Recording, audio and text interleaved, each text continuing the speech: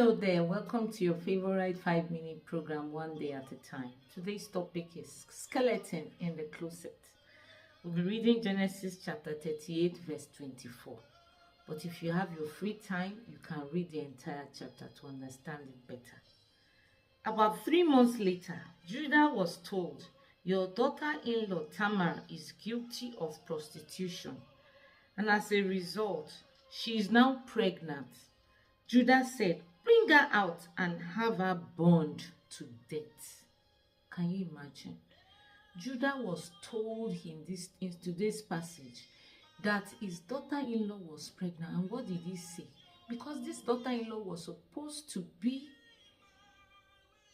a widow, he said she should be brought out and burned to death. Imagine the instant judgment.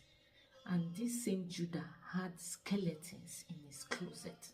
Number one, it was Judah that suggested to the other brothers. You know, Judah is the brother of Joseph. He was one that suggested that Joseph should be sold into slavery. And that was how he was sold into slavery before their eldest brother came to save him from the pit. This same Judah, in the beginning of today's chapter 38, he left his brothers and went to stay with a man of Adullam.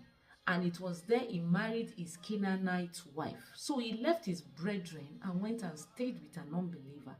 And that was where he got his Canaanite wife, the same Canaanite that Isaac was advised by Abraham not to marry from. He married from there and he married her and she died.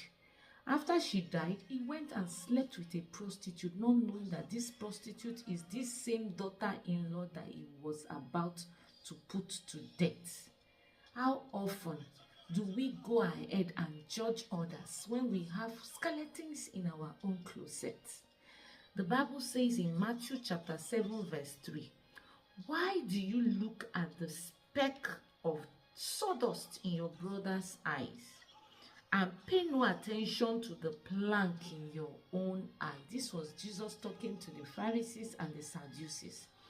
He said they always pointed fingers at others, whereas there was plank in their own eyes. You can imagine somebody with an entire plank in his or her eyes, trying to see the sawdust, just a dust in somebody else's eyes. It's not possible. The Bible says we should not judge lest we be judged. I remember the story of a man of God who said that he heard that another man of God had divorced his wife. And he was very quick to condemn them. He began to say all sorts of things against them. And that night, or maybe some days later, I can't really remember the story, he had a terrible dream where he was appeared to by a demon, and the demon told him that he has come to destroy his marriage. He said, "My marriage, how? Why?" He said, "Because you judged another Christian. God has said you should not judge, and the moment you judged them, you opened the door unto me, and I could penetrate and come into your home. And because I have been able to come, you have granted me access into your home. I have come to destroy your own marriage." How many of us go to social media, we condemn others, we say all sorts of things against people? We must be very, very careful, lest we open the same doors to ourselves, lest we make ourselves vulnerable to those things that we judge others about.